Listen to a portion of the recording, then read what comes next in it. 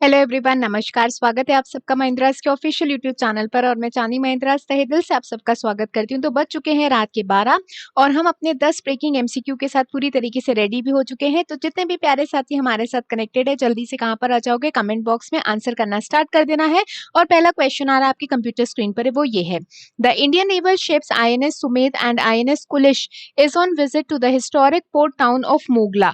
They are the first ships of India to visit the port town. In which country is Mogla based? आपको बताना है कि हाल ही में भारतीय नौसेना के जहाज INS सुमेधा और INS कुलिश ऐतिहासिक बंदरगाह जो शहर है मोगला की यात्रा पर है। ये बंदरगाह जो है ये शहर का दौरा करने वाले भारत के पहले जहाज है।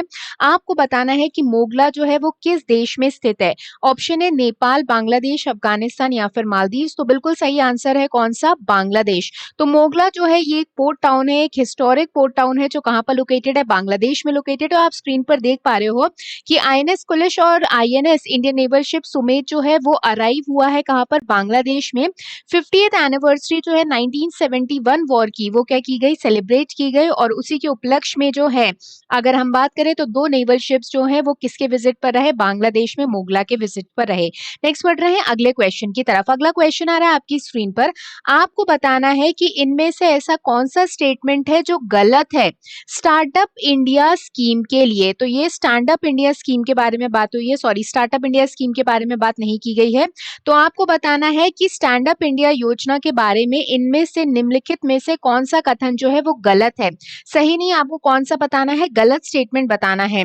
अगर हम बात करें तो पहला ऑप्शन है वो ये है कि स्टैंडअप इंडिया योजना जो है उसकी शुरुआत की गई थी ताकि एंटरप्रेन्योरशिप उद्यमिता को बढ़ावा मिल सके, ग्रास रूट लेवल पर इकोनॉमिक एम्पावरमेंट हो सके और जॉब क्रिएशन दी जा सके। दूसरा स्टेटमेंट है ये जो स्कीम है ये पूरी तरीके से चलाई जाती है किसके द्वारा? सोशल जस्टिस और एम्पावरमेंट मिनिस्ट्री के द्वारा।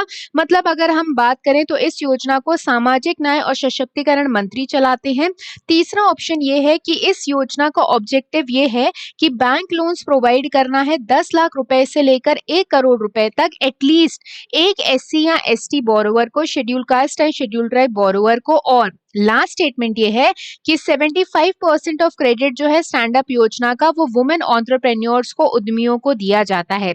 तो आपको बताना है कि स्टैंड अप योजना के तहत इनमें से कौन सा कथन जो है वो गलत है। तो अगर हम बात करें तो कौन सा कथन गलत है? तो सेकंड वाला स्टेटमेंट जो है गलत है, क्योंकि इस स्टैंड अप इंडिया योजना को ministry of social justice and empowerment नहीं चलाती। इस योजना को कौन सा मंत्रालय चलाता है?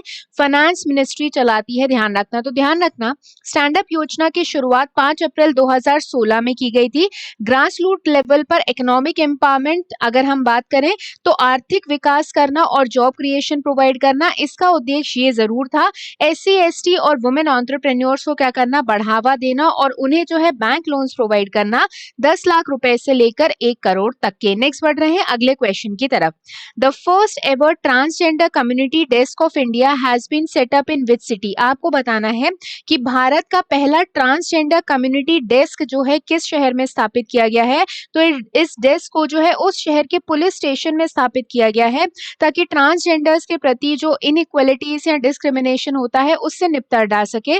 तो ट्रांसजेंडर कम्युनिटी डेस्क कहां पर स्थापित किया गया है? तो बिल्कुल हैदराबाद में इसे एस्टैब्लिश किया गया। तो आप स्क्रीन पर देख पा रहे हो इंडिया का सबसे पहला ट्रांसजेंडर कम्युनिटी डेस्क ओपन हुआ है Telangana.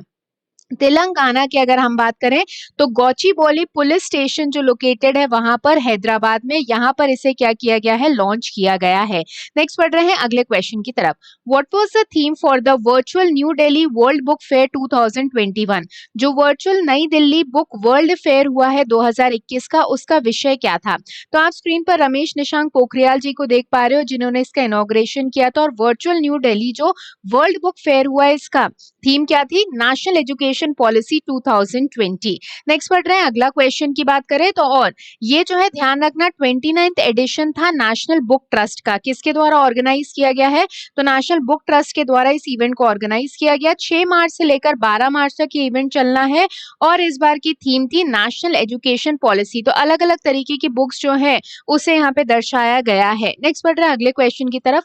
Which country top the economic freedom index 2021? आर्थिक स्वतंत्रता सूचकांक सूचकांक 2021 में शीर्ष स्थान किस कंट्री ने हासिल किया है? तो आपको उस देश का नाम बताना है जिसने इकोनॉमिक फ्रीडम इंडेक्स 2021 में टॉप पोजीशन हासिल की है, और दूसरी बार टॉप पोजीशन पर रहा है कौन सा? सिंगापुर रहा है। कौन सा रहा है? सिंगापुर रहा है। ये इंडेक्स की बात करें तो 184 कंट्रीज पर यह रैंकिंग निकाली गई है। इंडिया की अगर हम बात करें तो इंडिया का रैंक इंटरनेशनली ग्लोबली 121 नंबर पर रहा है, और अगर हम एशिया पैसिफिक कंट्रीज में बात करें तो 40 कंट्रीज में से इंडिया का रैंक 26 नंबर पर रहा है। इस इकोनॉमिक फ्रीडम इंडेक्स को सिंगापुर ने टॉप किया है। अगेन सेकंड नंबर पर न्यूजीलैंड और थर्ड नंबर पर ऑस्ट्रेलिया रहा है। इस इंडेक्स की रैंकिंग की बात करें तो यूएस बेस्ड हेरिटेज फाउंडेशन इसे जो है लॉन्च करती है, और 12 इंडिकेटर्स पर इसे कैलकुलेट किया जाता है, जिसमें फाइनेंशियल फ्रीडम की बात करें, इसके अलावा रेगुलेटरी एफिशिएंसी, इन सारी चीजों पर इकोनॉमिक फ्रीडम इंडेक्स को कैलकुलेट किया जाता है। नेक्स्ट पढ़ रहे हैं अगले क्वेश्चन की तरफ। अगला क्वेश्चन है which private sector bank launch startup Unnati mentoring programme. तो अगर हम बात करें तो for the women by the women जो है ये एक स्कीम लॉन्च की गई है प्राइवेट सेक्टर बैंक के द्वारा, स्टार्टअप उन्नति मेंटरिंग प्रोग्राम, जिसमें जो नए विमेन एंटरप्रेन्योर्स हैं उन्हें बढ़ावा दिया जाता है ताकि वो अपने बिजनेस को और अच्छी तरीके से डेवलप कर सके। तो ये योजना जो है स्टार्टअप इंडिया, अगर हम बात करें तो स्मार्टअप उन्नति मेंटरिंग प्रोग्राम, इसे लॉन्च किया है किस बैंक ने? HDFC बैंक ने, housing development and finance corporation ने। अगला question, Bajrang Punia has won the gold medal at 2021 Matteo Pellicone ranking series against Mongolia तुगला Tumur Ochir by 2-2। The Haryana player competes in which category boat? आपको बताना है कि बजरंग पूनिया ने मंगोलिया के तुमीर ओचुर के खिलाफ 2021 में मोंटेना पेल्कोविक रैंकिंग श्रृंखला में स्वर्ण पदक जीता है। हरियाणा के खिलाड़ी बजरंग पूनिया जी का मुकाबला जो है किस श्रेणी में हुआ था?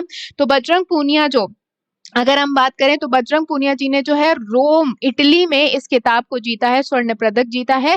और आपको बताना है कि ये जो है कौन सी कैटेगरी में अवार्ड जीता है? 56 केजी कैटेगरी में, 90 किलो की, 65 केजी में, या फिर 72 केजी में। तो बिल्कुल ये खिताब इन्होंने जीता है कौन सी कैटेगरी में?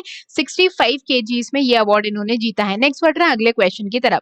When is the world poetry day celebrated? विश्व कविता दिवस कब मनाया जाता है? ऑप्शन है 5 जून, 28 फरवरी, 21 मार्च, या फिर 6 अप्रैल। तो आपको बताना है कि वर्ल्ड पोएट्री डे कब मनाया जाता है? तो कब मनाया जाता है भाई? 21 मार्च को मनाया जाता है। 5 जून को पर्यावरण दिवस, 28 फरवरी को साइंस डे, 6 अप्रैल को अंतरराष्ट्रीय खेल दिवस international sports day, national sports day no doubt 29 अगस्त को मनाया जाता है। अब बताओगे कमेंट बॉक्स में लिखकर कि 22 मार्च को कौन सा दिवस मनाया जाता है? तो वर्ल्ड पोएट्री डे मनाया जाता है कब? 21 मार्च को। नेक्स्ट बढ़ रहे हैं अगले क्वेश्चन की तरफ। GR Chintala ji who took over the chairmanship of the Asia Pacific rural and agriculture credit association is the chairman of which of the following? GR Chintala ji जिन्होंने Asia Pacific rural and agriculture credit association की अध्यक्षता संभाली है, ये निम्नलिखित में से किसके अध्यक्ष भी हैं? तो आपको बताना है कि हाल ही में GR चिंताला जी जो है APRACA के जो है नए चेयरमैन चुने गए हैं, और ये ऑलरेडी जो है चेयरमैन है किस ऑर्गेनाइजेशन के? ऑप्शन है सेबी के, सर्ब के, नाबार्ड के आरबीआई के। तो GR चिंताला जी अगर हम बात करें तो गोविंद रजालू चिंताला जी जो है ऑलरेडी ये चेयरमैन है किसके? नाबार्ड के। और अगर हम बात करें इस APRACA का, जिसका फुल फॉर्म क्या है? Asia Pacific rural and agriculture society जो है, इसका हेडक्वार्टर बैंकॉक थाईलैंड में लोकेटेड है। अगर हम बात करें तो 24 कंट्रीज का ये समूह है जो इंटरनेशनल लेवल पर एग्रीकल्चर और रूरल डेवलपमेंट के बारे में बात करता है एशिया पैसिफिक लेवल पर। नेक्स्ट बढ़ रहे हैं अगले क्वेश्चन की तरफ। Chess player Koneru Humpy has won the BBC Indian sports women of the year award for 2020। She belongs from which state? शतरंज खिलाड़ी कोनेरू हम्पी ने 2020 के लिए BBC Indian sports women of the year पुरस्कार जीता है। वह किस राज्य से संबंधित है? तो कोनेरू हम्पी जो चेस प्लेयर है, कमबैक हुआ है बिल्कुल इनका, किस स्टेट से रिलेटेड है? तो आंध्र प्रदेश से रिलेटेड है। अगर हम बात करें, ठीक है, तो 33 इयर्स ओल्ड की अगर हम बात करें, कोनेरू हम्पी की अगर हम बात करें, तो ये जो है वर्ल्ड रैपिड चेस चैंपियनशिप इन्होंने जीती 2019 में। इसके अलावा अगर हम बात करें तो 2020 में कांस कप जो है, जो चेस से रिलेटेड है, वो इन्होंने जीता। इसके अलावा अगर हम बात करें तो 15 साल की उम्र में ये यंगेस्ट ग्रैंड मास्टर बनी थी। इसके अलावा अर्जुन अवार्ड इन्हें दिया गया था 2003 में, जो है इन्हें पद्मश्री अवार्ड से भी क्या किया गया था? नवाजा गया था। तो ऐसे बहुत सारे अवार्ड्स इन्हें मिल चुके हैं। आंध्र प्रदेश से बिलोंग करती हैं, और BBC की बात करें तो बहुत सारे अदर अवार्ड्स भी दिए गए हैं। नेक्स्ट बढ़ रहे हैं, तो कल का आपका क्वेश्चन था और वो ये था कि who was the nawab of Bengal during battle of Plassey. तो एकदम सबने सही आंसर दिया था और आंसर क्या दिया था सबने, सिराजुद्दौला। और आज का क्वेश्चन है आपका वो ये है, क्वेश्चन है golden quadrilateral project for the development of national highways was initiated by whom. राष्ट्रीय राजमार्ग के विकास के लिए स्वर्णिम चतुर्भुज जो परियोजना है इसकी शुरुआत किसके द्वारा की गई थी? ऑप्शन है पीवी नरसिम्हा राव जी, आई के गुजराल जी, मनमोहन सिंह जी या फिर अटल बिहारी वाजपेयी जी। तो गोल्डन क्वाड्रिलेटरल प्रोजेक्ट जो डेवलपमेंट ऑफ नेशनल हाईवेज के बारे में बात करता था, इसके शुरुआत किसने की थी? तो आंसर लिखकर बताओगे कमेंट बॉक्स में। तो बिल्कुल वीडियो खत्म होने के बाद कमेंट बॉक्स एक्टिवेट हो जाएगा, तो आंसर बताना मत भूलिएगा और एक्स्ट्रा इन्फॉर्मेशन भी जोड़ दीजिएगा, जैसे कब इस प्रोजेक्ट की शुरुआत की गई थी। अब मिलेंगे सुबह 6:30 बजे, सर के साथ जुड़ना मत भूलिएगा करंट अफेयर्स एनालिसिस के साथ, only on Mahendras official YouTube channel. आज के सेशन को यहीं पे एंड करते हैं।